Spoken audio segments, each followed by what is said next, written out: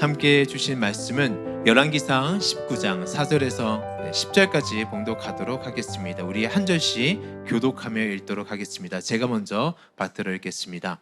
자기 자신은 광야로 들어가 하룻길쯤 가서 한 로뎀나무 아래 앉아서 자기가 죽기를 원하여 이르되 여호와여 넉넉하오니 지금 내 생명을 거두시옵소서. 나는 내 조상들보다 낫지 못하니이다 하고 로뎀나무 아래에 누워 자더니 천사가 그를 어루만지며 그에게 이르되 일어나라 먹으라 하는지라.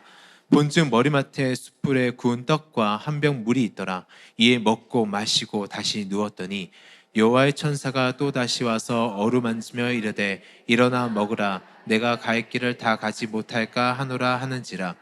이에 일어나 먹고 마시고 그 음식물의 힘을 의지하여 40주 40야를 가서 하나님의 산 호렙에 이르리나. 엘리야가 그곳 굴에 들어가 거기서 머물더니 여호와의 말씀이 그곳에 엘리야야 내가 어찌하여 여기 있느냐. 다 같이 봉독하겠습니다. 그가 대답하되 내가 만군의 하나님 여호와께 열심히 유별하오니 이는 이스라엘 자손이 주의 언약을 버리고 주의 제단을 헐며 칼로 주의 선지자를 죽였으며 오직 나만 남았거늘 그들이 내 생명을 찾아 빼앗으려 하나이다. 아멘. 다시 한번 수요예배에 오신 사랑하는 주님의 성도님들을 환영하고 축복합니다. 날씨가 많이 무더워진 것 같습니다. 그래서 가만히 앉아 있어도 땀이 흐르는 아주 무더운 날을 보내고 있습니다. 이 무더운 날 어떻게 하면 이겨낼 수 있을까? 바로 은혜로 이겨낼 수 있습니다. 그래서 8월은 은혜란 주제로 함께 말씀을 나누도록 하겠습니다. 오늘은 특별히 열왕기상 19장 전체 엘리야의 이야기를 통해서 신앙의 슬럼프를 이겨내는 방법이란 제목으로 말씀을 나누고자 합니다. 우리가 신앙생활을 할 때 소망하는 것 중 하나는 언제나 주님과 동행하고 싶고 주님과 함께하길 원하고 성령 충만하기를 간구합니다. 왜일까요? 바로 이 힘든 인생길 속에서 이 길만이 우리에게 안식을 주기 때문입니다. 그래서 사역에 전념하기도 하고 성령이 충만해지기 위해서 많은 노력을 합니다. 이렇게 하면 인생의 겨울이 찾아왔을 때 생각보다 어렵지 않게 그것을 이겨낼 수 있습니다. 어려운 순간이 왔을 때 정답을 알고 문제를 푸는 수험생처럼 맞아 지금은 예배 드려야 돼. 맞아 지금은 기도할 때야. 지금 기도합시다. 예배합시다. 하나님께 갑시다라고 이야기할 수 있고 스스로 문제를 풀어갈 수 있습니다. 그런데 진짜 낙심이 될 때는 언제냐면 어려운 정도의 어려운 상황과 낙심은 우리들에게 어려운 것이 아닙니다. 어느 정도의 신앙의 연차, 어느 정도의 믿음의 훈련, 어느 정도의 광야를 통과한 분들이라면 외적 어려움은 이겨낼 수 있다라는 것입니다. 외적 어려움으로 낙심하지 않다라는 것이죠. 오히려 이런 어려움이 오면 더 나를 성장시키는 기회로 여겨서 나의 전투력을, 영적 전투력을 올리게 됩니다. 진짜 우리가 낙심될 때는 내가 주님을 위해서 최선을 다해 살았다라고 생각하고 앞을 향해 나아갔는데 가끔은 관역을 잃어버린 화살처럼 믿음의 확신이 없어지는 때를 느낄 때가 있다라는 것입니다. 방향을 잃어버린 나침판처럼 영적인 막막힘 앞에 설 때가 있다는 것이죠. 진정한 어려움은 외적에서 몰아치는 폭풍이 아니라 내 안에서 몰아치는 폭풍과 내 안에서 생기는 폭풍 때문에 우리를 힘들게 할 때가 있다라는 것입니다. 바로 신앙의 슬럼프 안에 빠질 때가 있다라는 것이죠. 그런데 이 슬럼프라는 것은 아무에게나 찾아오는 것은 아닙니다. 걱정하지 않으셔도 됩니다. 이제 막 신앙생활 하신 분들, 그냥 이 정도 다니면 되지 하는 분들에게는 찾아오지 않습니다. 그냥 교회 다녀도 이 정도 다니는 것은 괜찮아. 그냥 줄만 나가면 되지 라는 분들에게는 찾아오지 않습니다. 적당하게 신앙생활 하신 분들에게는 찾아오지 않습니다. 걱정하지 않으셔도 됩니다. 진짜 주님을 위해서 열심히 삶을 드리고 헌신하신 분들에게 찾아오는 것입니다. 신앙의 선배님들도 이런 시간들을 다 경험했죠. 하지만 이 시간을 잘 통과하면 더 업그레이드 돼서 더 믿음의 단계를 뛰어넘게 되는 것입니다. 그렇다면 우리에게 이런 시련의 신앙의 슬럼프가 찾아왔을 때 어떻게 해야 될까요? 어떤 은혜가 우리에게 필요한 것일까요? 슬럼프의 뜻을 찾아보면 경기에서 제 실력을 발휘하지 못하는 상태가 오래 갔을 때를 말하는 것입니다. 즉 평소에는 좋은 실력으로 경기를 이끌었던 선수에게 일컫는 말이죠. 운동 잘하는 선수가 회사에서 일을 잘하는 사람에게 어느 순간 일을 못한다고 이것이 너의 실력이라고 말하지 않습니다. 슬럼프에 빠졌네? 라고 이야기하죠. 우리는 신앙생활할 때 때로는 이런 시간을 통과할 때가 있다라는 것입니다. 언제나 성령 충만한 것은 아니죠. 어느 순간 섬김을 똑같이 하고 있는데 어느 순간 낙심이 찾아올 때가 있다라는 거예요. 오늘 주 기도 예배 오실 정도면 어느 정도 신앙의 열정과 신앙의 열심이 있으신 분들이라 생각이 듭니다. 그렇다면 우리들에게 이런 신앙의 슬럼프가 찾아왔을 때 어떻게 해야 할까요? 그 해답이 오늘 본문에 나와 있습니다. 오늘 본문에 보면 지친 한 사람이 등장합니다. 바로 능력의 선지자 엘리야입니다. 엘리야는 구약을 대표하는 구약의 선지자였죠. 그런데 능력의 선지자라고 하기에는 너무나도 그는 지쳐 있습니다. 더 나아가서 그는 도망하고 있습니다. 중요한 것은 패하여서 쫓겨서 도망하는 것이 아니라 스스로 승리한 후에 그는 도망을 치고 있다는 것입니다. 갈멜산에서 바알을 섬기는 사람들과 대결해서 큰 승리를 거두었으면 그곳에서 또 다른 승리를 위해서 더 나아가고 준비하고 이기고 나가야 되는데, 승리하고 성공했으면 그 자리에 머물러서 더 있어야 되는데 그는 왜 도망하고 있는 것일까요? 바로 아합이 엘리야에게 한 말 때문입니다. 아합이 엘리야가 한 모든 일들, 선지자들 어떻게 죽인 것을 이세벨에게 이야기하게 됩니다. 그리고 이세벨이 분노해서 이제 엘리야에게 사신을 보내게 됩니다. 내가 이맘때쯤에는 저 죽은 자들과 같이 너가 될 것이라고 이야기하죠. 그 말을 들은 엘리야는, 이 죽음의 전가를 들은 엘리야는 혼비백산이 되어서 도망치기 시작합니다. 하나님 앞에서 정말 열심을 가지고 하나님을 버리고 우상을 섬긴 왕 앞에서 이제 수년 동안 비가 내리지 아니할 것이라고 심판을 선포했던 담대했던 엘리야. 이거 쉬운 것 아닙니다. 바로 하나님을 두려워했기 때문에 가능한 일이었죠. 하나님의 이름을 위해서라면, 하나님의 명령이라면 앞뒤 재지 않고 순종함으로 나아갔던 엘리야, 구약을 대표하는 능력의 선지자였습니다. 하지만 그는 지금 어떤 모습인가요? 그는 두려워 떨고 도망치고 있습니다. 아방 앞에서 담대하게 하나님의 이름을 선포했던, 심판을 선포했던 엘리야, 홀홀 단신으로 싸우며 하늘에서 불이 떨어지게 했던 엘리야, 하지만 그는 도망치고 있습니다. 두려워 떨고 도망치고 있다라는 것입니다. 그뿐만 아니죠. 오늘 4절에 보니까 엘리야가 하나님을 향해서 이렇게 말하고 있습니다. 지금 넉넉하오니, 여호와여 넉넉하오니 지금 나의 생명을 거두시옵소서. 차라리 지금 내가 죽어도 좋겠다라는 말을 하고 있다라는 것이죠. 하늘에 용기가 있어서 하늘을 찔렀던 그런 엘리야, 여호와의 이름으로 천하를 호령했던 그 엘리야가 무엇이 문제였기에 극심한 낙심에 빠지게 된 것일까요? 엘리야는 지금 지쳐 있는 것입니다. 앞이 보이지 않는 끝없는 영적 전투에서 그는 지친 것입니다. 육적으로, 정신적으로, 영적으로 그는 지쳤습니다. 하나님께서 그와 분명히 함께 하셨지만 그는 늘 홀로 외롭게 쌓았습니다. 그에게 힘이 필요했고 동력자가 필요했고 하나님의 위로가 필요했던 것이죠. 우리도 이럴 때가 있습니다.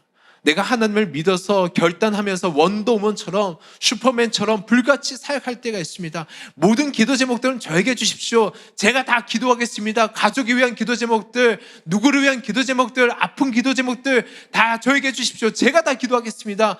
교회 사역 저에게 맡겨주십시오. 제가 도맡아가며 열심히 하겠습니다 라고 했지만, 시간이 지나고 나니 어느 순간 혼자 서 있는 느낌이 들 때가 있다는 것이죠.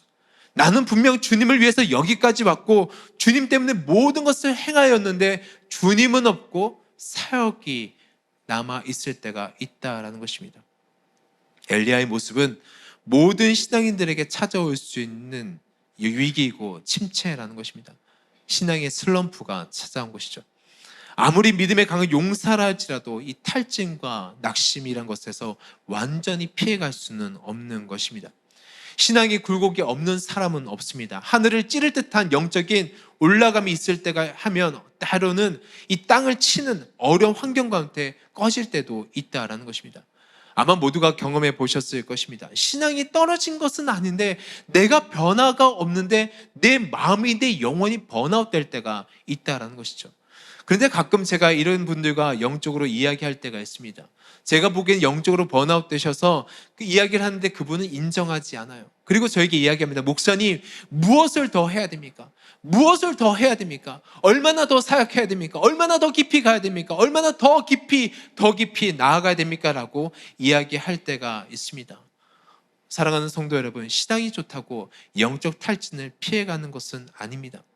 열심을 내고 헌신하다가 봉사하다가 어느 순간 그 허전함과 공허함과 낙심이 파도처럼 밀려올 때가 있다라는 것이죠.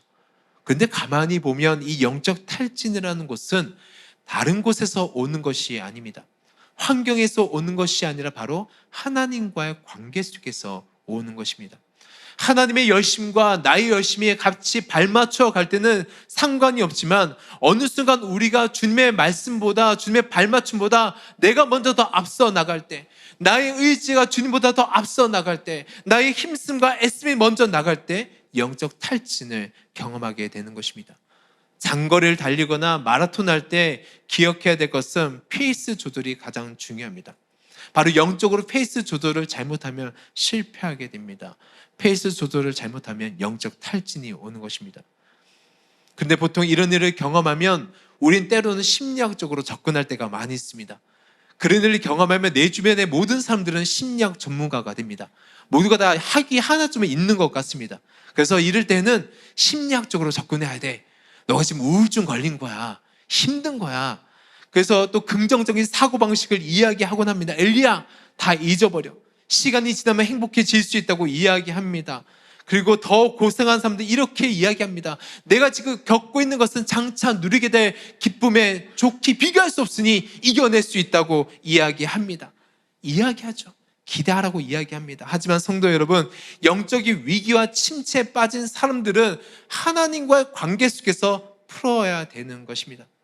운동선수가 슬럼프에 빠졌다고 운동을 쉬면 슬럼프가 없어질까요? 그렇지 않습니다. 주의 일 하다가 슬럼프가 오면 주님의 일을 내려놓아야 되는 것인가요? 그렇지 않습니다. 세상 것으로 풀려는 것은 정말 어떻게 보면 부러진 다리에 부러진 발에 반창고가 붙이는 것과 똑같은 것입니다. 내가 발이 부러졌는데 거기 반창고를 딱 붙이면서 이겨낼 수 있다고 말하는 것과 마찬가지입니다. 요즘 워낙 우울증과 정신적 어려움으로 힘들어 하신 분들이 계시면 조금만 힘들어하면 우리 힐링해야 된다고 이야기하죠. 심리학적으로 해석해야 된다고 이야기합니다. 하지만 우리가 잊지 말아야 될 것은 영적인 슬럼프는 바로 하나님 앞에서 풀어야 된다는 것입니다. 혹시 이 시간에 영적으로 탈진하여서 아무것도 하기 싫은 분들 계신가요? 지쳐 계신 성도님들 계신다면 이 시간 다시금 말씀 앞에 나오시길 주님의 이름으로 축원합니다. 이렇게 나올 때 하나님께서 만나 주십니다. 바로 하나님께서 육적으로 영적으로 탈진한 엘리야에게 찾아오셨습니다. 주님께서는 때로는 우리들에게 오라라고 말씀하시면 때로는 우리가 갈 힘이 없을 때 주님께서 우리를 찾아오시기도 하십니다. 하나님은 우리가 탈진했을 때 야, 너의 수준이 여기밖에 안 되는구나. 그럼 너는 여기서 끝이야 라고 우리를 포기하시는, 질책하시는 하나님이 아니십니다. 지금 로뎀나무에서 지쳐서 잠을 자고 있는 엘리야. 여러분, 왕이 쫓아오고 죽이겠다라고 쫓아오고 있는데 지금 잠이 올까요? 그런데 엘리야는 지금 달려갈 힘조차 없는 거예요. 그래서 그는 로뎀나무에서 잠을 자고 있다라는 것입니다. 도망갈 힘도 없이 잠을 자고 있습니다. 하나님께서 천사를 보내셔서 그를 깨웁니다. 우리 5절 말씀을 다 같이 봉독하시겠습니다. 시작. 로뎀나무 아래에 누워 자더니 천사가 그를 어루만지며 그에게 이르되 일어나라 먹으라 하는지라. 저는 개인적으로 이 장면이 너무나도 좋습니다. 그를 어루만지면서 이르셨다라는 것입니다. 등짝을 딱 때리면서 음식을 주신 것이 아닙니다. 한국은 좀 지치고 힘들면 강하게 몰아붙이죠. 제가 학창시절에 공부하다가 너무 힘들어서 너무 힘드니까 몸도 아픈 거예요. 그때 저희 아버지께서 저에게 하셨던 말씀이 아직도 기억에 남습니다. 정연아, 죽어도 학교 가서 죽어라. 사랑이 많으신 저의 아버지이셨습니다. 죽어도 학교에서 죽어야 된다. 하지만 하나님은 그렇지 않으세요. 하나님은 사랑의 터치로 그를 깨우시고 계십니다. 그리고 음식을 주십니다. 천사를 보내 어루만진다, 이 표현이 너무 좋지 않나요? 지금 지쳐 자고 있는 자에게, 보통은 한국은 이렇지 않습니다. 한국은 더 열심을 내십시오, 더 힘을 내십시오 하지, 지금 나태하신 겁니다라고 이야기하지, 어루만지는 사역자가 없어요. 어루만지는 성도가 없어요. 서로 질책합니다. 서로 막 하죠. 근데 하나님은 천사를 보내셔서 어루만져 주시는 거예요. 사랑하는 성도 여러분, 하나님께서 지금 우리를 말씀으로 어루만져 주십니다. 저는 그것을 기억하시기 바랍니다. 하나님께서 지쳐있는 엘리야를 아셨습니다. 허기진 모습, 그의 갈증도 아셨습니다. 낙심에 빠진 그를 꾸중하거나 책망하시는 하나님이 아니셨습니다. 그를 만지시고 어루만져 주셨습니다. 오직 사랑이란 이름으로 엘리야를 찾아오신 하나님이신 것입니다. 하나님의 사랑과 은혜로 엘리야에게 새 힘을 주시는 것입니다. 그리고 그는 다시 힘을 얻어 40주야를 뛰어서 호렙산에 이르게 됩니다. 저는 그 사랑의 터치를 경험하시는 저와 성도님들 되시길 주님의 이름으로 축원합니다. 여러분 혹시 호렙산을 기억하시나요? 그 옛날 호렙산은 하나님께서 모세를 만나주셨던 장소입니다. 모세에게 위대한 사명을 주셨던 장소이고, 출애굽이라는 위대한 사명을 받았던 그 장소가 호렙산이었습니다. 지금 엘리야가 하나님께서 주신 그 먹을 양식과 힘을 얻어서 지금 정신을 차리고 충전이 된 것인가요? 이제 다시 영적 싸움터로 갈 수 있는 힘을 그가 받은 것인가요? 그렇지 않다라는 것입니다. 이제 오늘 엘리야는 사명을 위해서 호렙산에 이른 것이 아니라 무서워서 더 깊이 호렙산 동굴 속으로 숨어버린 것입니다. 아니, 힘들게 먹여서 입혀놨더니 40일을 뛰어서 숨는 것입니다. 이해가 되십니까? 하나님의 입장에서 이해가 될까요? 어이가 없는 거예요. 앞을 향해 뛸 줄 알았는데 갑자기 뒤를 돌아서 뒤를 향해 뛰고 있는 것입니다. 전력 질주를 향해 뒤를 향해 뛰고 있는 것입니다. 하나님께서 너무 황당하셔서 그에게 물어보세요. 엘리야야, 내가 지금 어디에 있느냐? 그리고 10절 말씀에 더 당당하게 엘리야가 이야기합니다. 제가 하나님을 향한 열심히 유별합니다. 이스라엘 자손들이 하나님을 버리고 주의 제단을 헐고 칼로 선지자를 죽였습니다. 그리고 저밖에 남지 않았습니다. 그들이 제 생명을 빼앗으려고 합니다. 먹었더니 정신이 차려진 거예요. 그리고 현실을 인지하게 된 거예요. 아, 내가 지금 여기 누워있으면 안 돼. 더 깊이 도망가야 돼 하면서 그는 도망간 것입니다. 기도하면 내리던 비도 멈추겠던 엘리야. 기도하면 멀쩡한 하늘에 비를 내리겠던 엘리야. 하지만 그는 완전히 지쳐있는 모습인 것이죠. 하나님이 그를 아시고 호렙산으로 찾아오신 것입니다. 동굴 안에 머물고 있는 엘리야에게 하나님께서 다시 말씀하십니다. 11절에 보면 이렇게 되어 있습니다. 엘리야야, 너는 나가서 하나님의 산 앞에 서라. 너의 문제 앞에 있지 말고 그 동굴에 머물지 말고 내 여호와 하나님께서 행하실 것을 그 앞에 서라고 이야기하고 있다라는 것입니다. 자신의 문제 한번 사무치면 다른 것이 보이지 않습니다. 그 문제에 사무치게 되면 어느 순간 시야가 그 문제 안에 갇혀지게 되는 것입니다. 여러분 가운데 영적인 침체를 겪고 계신 성도님들이 계십니까? 사방을 보아도 하나님의 손길이 보이지 않고 고통스러운 마음으로, 안타까운 마음으로 괴로워하시는 성도님들이 계십니까? 하나님께서 말씀하십니다. 너의 동굴에서 나오라. 너의 동굴에서 나와서 하나님 앞에 서라고 지금 이야기하고 계십니다. 내가 너를 향해서 무슨 일을 행할지 눈을 열어 쳐다보라고 이야기하고 계십니다. 아무리 너의 자리가 편할지라도 나오라. 너의 자리가 고통스러울지라도 나오라. 눈을 열어서 여호와 하나님께서 행하실 것을 바라보라고 지금 하나님께서 말씀하고 계신 것입니다. 지금 우리의 삶 속에 평안하신 성도님들이 계실까요? 아마 없으실 것입니다. 지금 평안하신 분 하고 손들어 보라고 하면 아마 한 분도 손들지 않을 것입니다. 그런데 어느 분이 저에게 물어보셨습니다. 목사님, 전 새로운 교회와 맞지 않는 것 같습니다. 왜요? 저는 이렇게 고통스러운데 여기 계신 분들은 너무 행복한 것 같습니다. 어려움이 없는 것 같습니다. 저와 이 사람들은 다른 사람인 것 같습니다. 제가 정색하면서 이야기했습니다. 제가 웬만하면 정색하진 않습니다. 웬만하면 제 얼굴에 이렇게 사랑이라고 적혀있지 않습니까? 사랑으로 이야기하지만 제가 그날은 정색하면서 이야기했습니다. 성도님, 여기 계신 분들과 성도님들이 다르다고요? 아닙니다. 성도님들이 보는 것과 다른 것입니다. 세상에서 웃을 일 없으니 여기서 웃는 것입니다.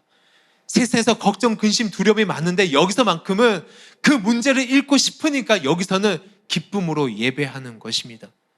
교회 와서 웃는 것이고 문제가 없는 것이 아니라 교회에서만큼은 문제에서 해방되고 싶어서 노력하는 것입니다. 여기 계신 성도님들도 마찬가지라 생각이 듭니다.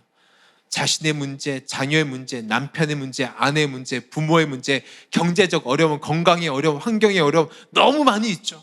우리 모두가 마찬가지입니다. 저도 마찬가지입니다. 때로는 저도 어려운 힘든 가운데서도 웃고 있어야 될 때도 있습니다.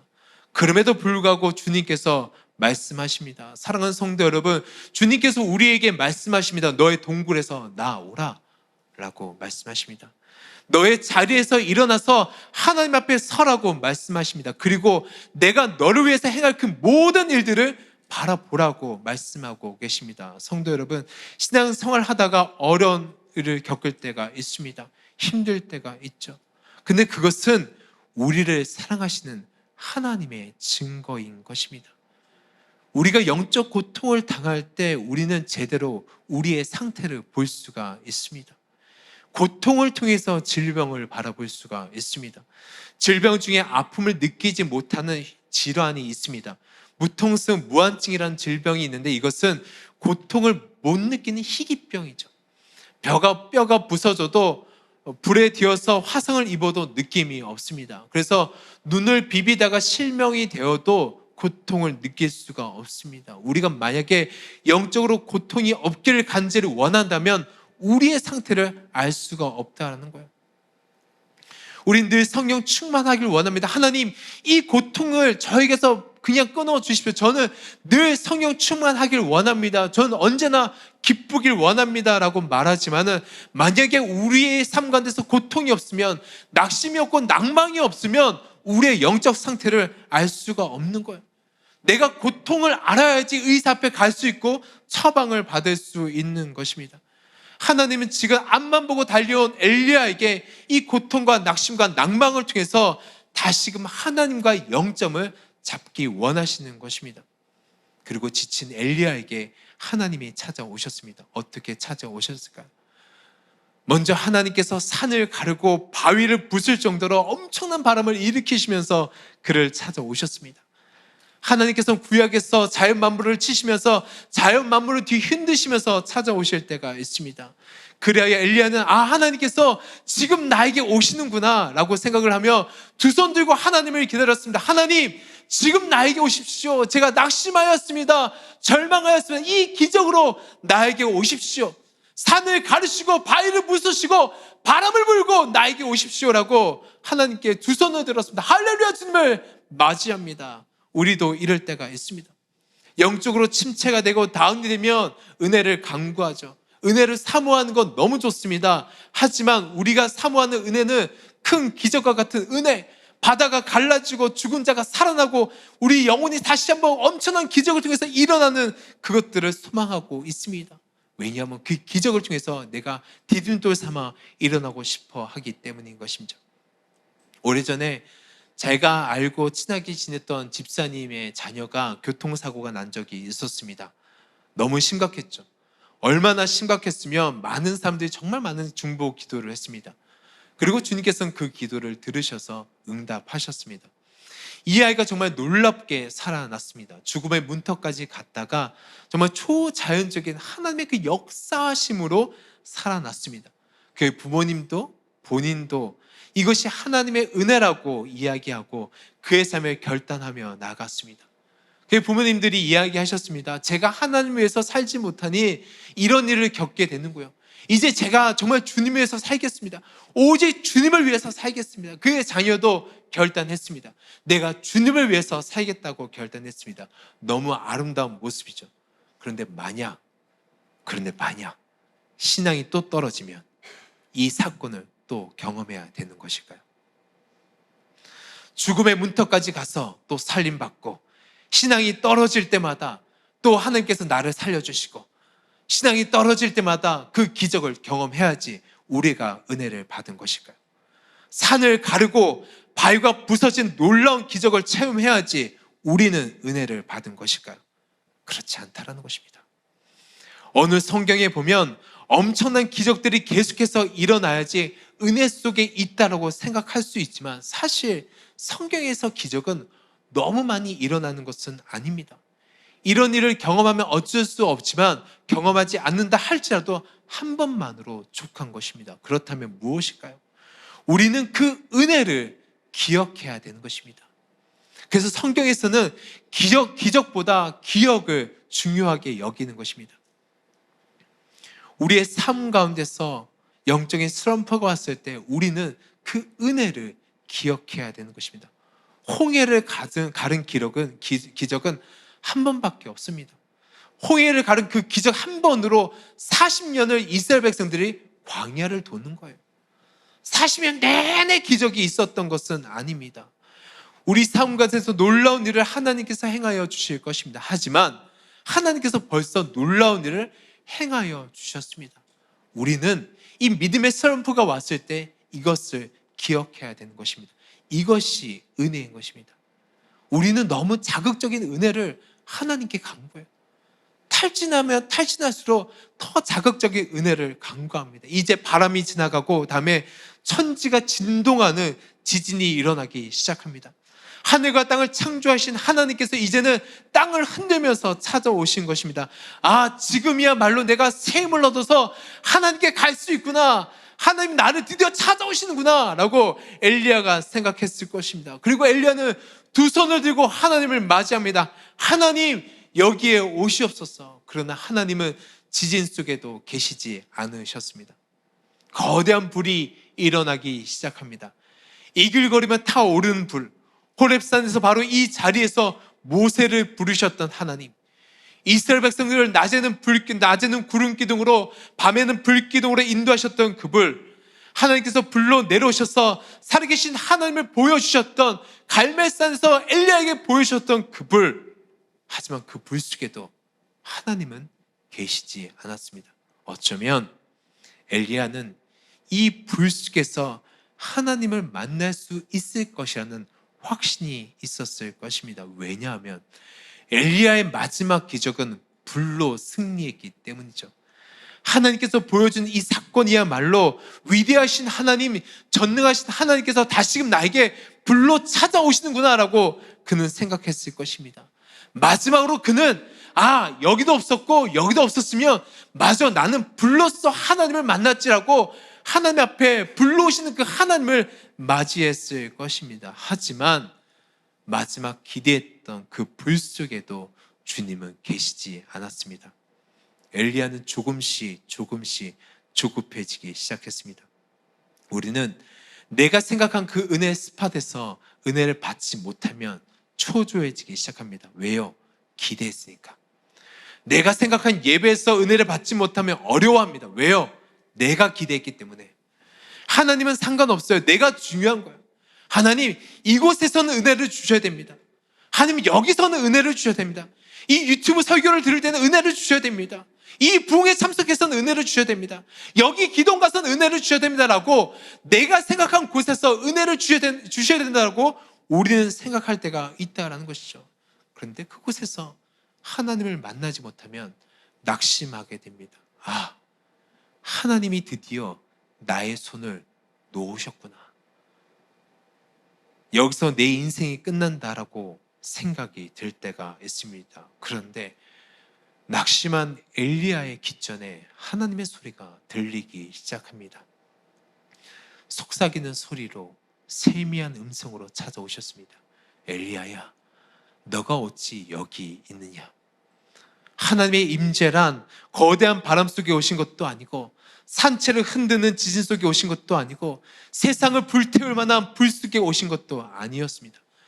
귀를 기울이지 않으면 들을 수 없는 세미한 소리로 하나님께서 그를 찾아온 것입니다. 제가 목회자가 되기 위해서 기도를 준비할 때였습니다. 부모님께서 아들이 태어나면 목회자로 주님께 드리겠다라는 소원이 있으셨고 그 부담감이 학창시절 내내 있었습니다. 그리고 저는 순종하지 않고 도망다녔습니다. 제가 하고 싶었던 건 다 했던 것 같아요. 하지만 마음 한켠에는 언젠간 내가 주님을 위해서 헌신해야 되지 않을까라는 생각이 있었습니다. 언젠가는 해야지. 그리고 주님께서 마음을 주셔서 젊었을 때 한번 헌신해야 되겠다. 길게는 말고 짧게 헌신해야 되겠다 라고 생각해서 이 기도를 하기 시작했습니다. 그것만으로도 저희 부모님은 굉장히 좋아하셨습니다. 제가 목회자만큼은 안 하겠다라고 이야기했기 때문이죠. 하나님께서 말씀해 주시면 제가 순종하겠습니다 라고 마음을 갖고 작전 기도에 들어갔습니다. 하나님께서 주시는 확실한 콜링과 확증이 필요했던 것이죠. 제가 이야기를 들어보니까 목회자가 되기 위해서 많은 사람들이 목회자가 되기 전에 많은 기적과 하나님의 특별한 콜링을 경험한다고 하기에 저도 꼭 경험해보고 싶었습니다. 그런데 그렇게 저의 인생을 몰아가시는 하나님께서 저는 빨리 말씀해 주실 줄 알았는데 아무런 응답이 없었습니다.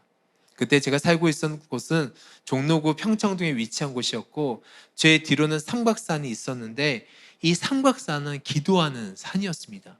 그리고 누가 저한테 이야기하더라고요. 산에 올라가서 소나무 하나 정도는 뽑아야 된다고.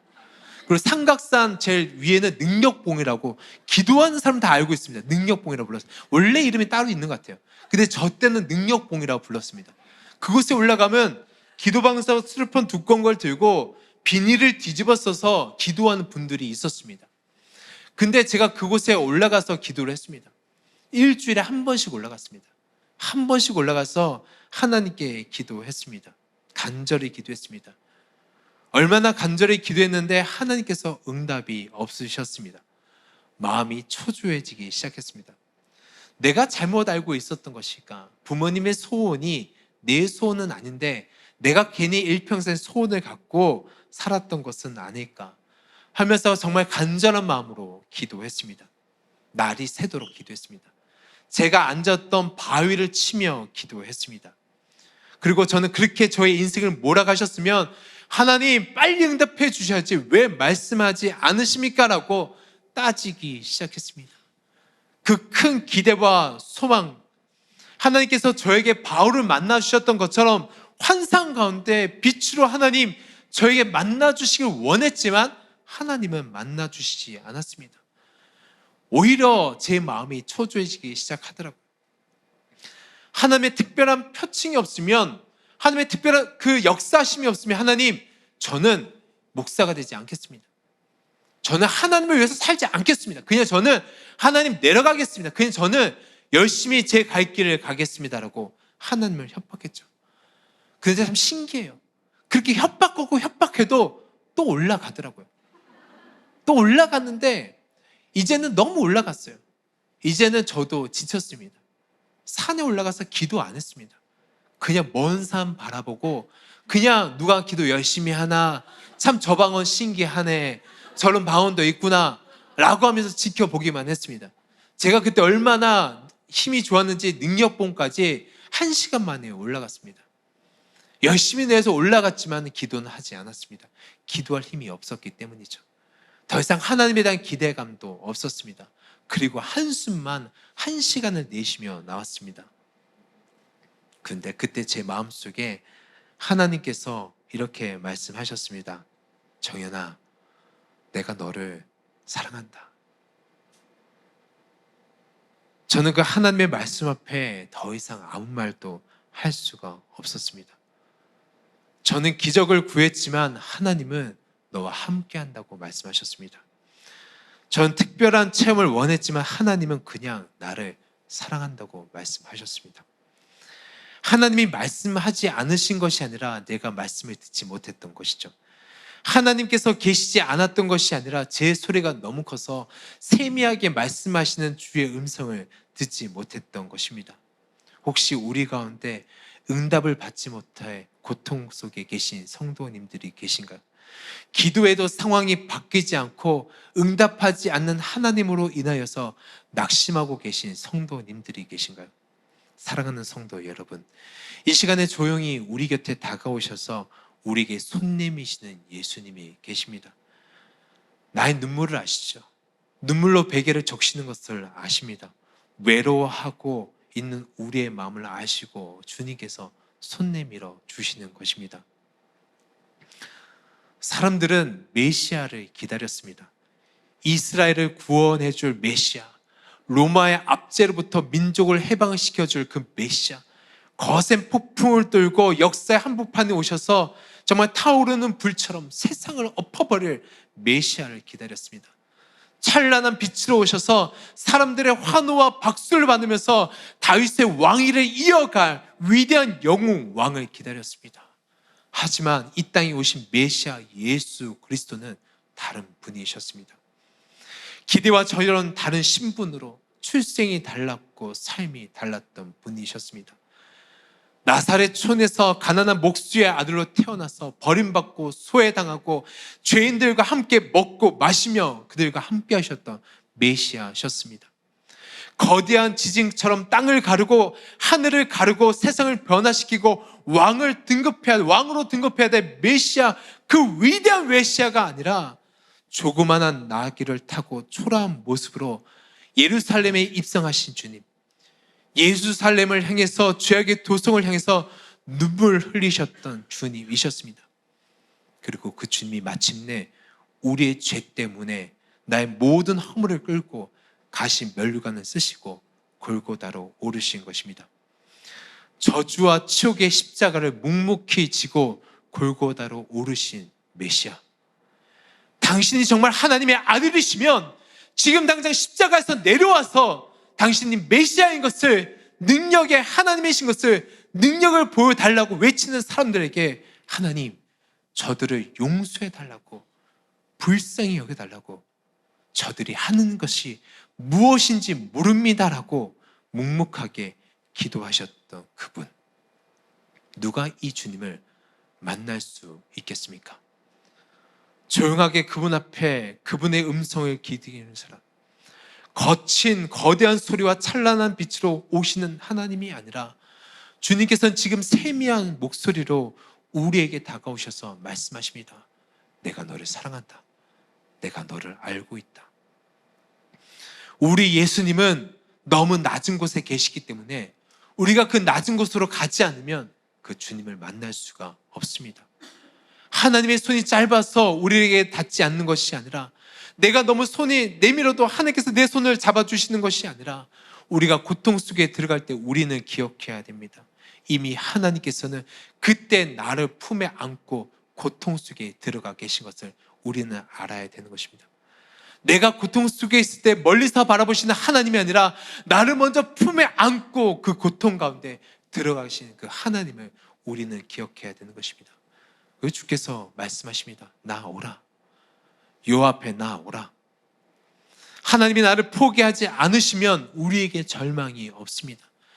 하나님께서 나를 붙잡고 계시면 나에게 낙심이라는 것은 없습니다. 홀로 남겨진 엘리야처럼 고통스러운 분이 계신가요? 하나님의 손이 너무 짧아 하나님이 보이지 않는 분이 계신가요?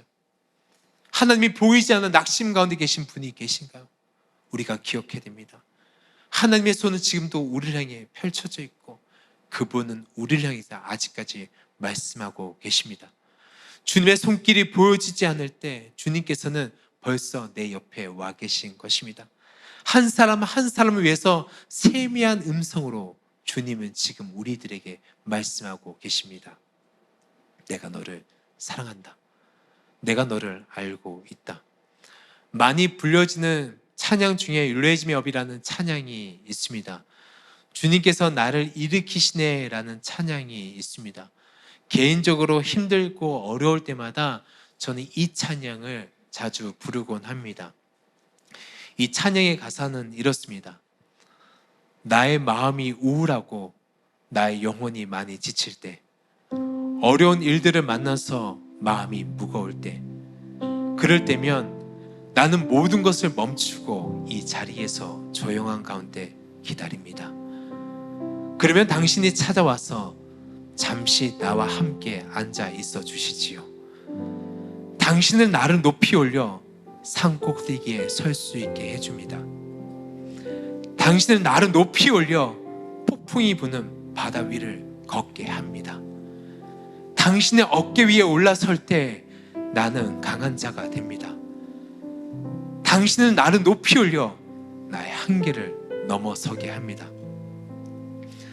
살아가면서 갈급함을 느끼지 않는 사람은 아무도 없습니다. 모두들 평안을 누리지 못하고 불안해하지요. 그러나 당신이 내게 오면 내 마음은 경이로움으로 가득 찹니다.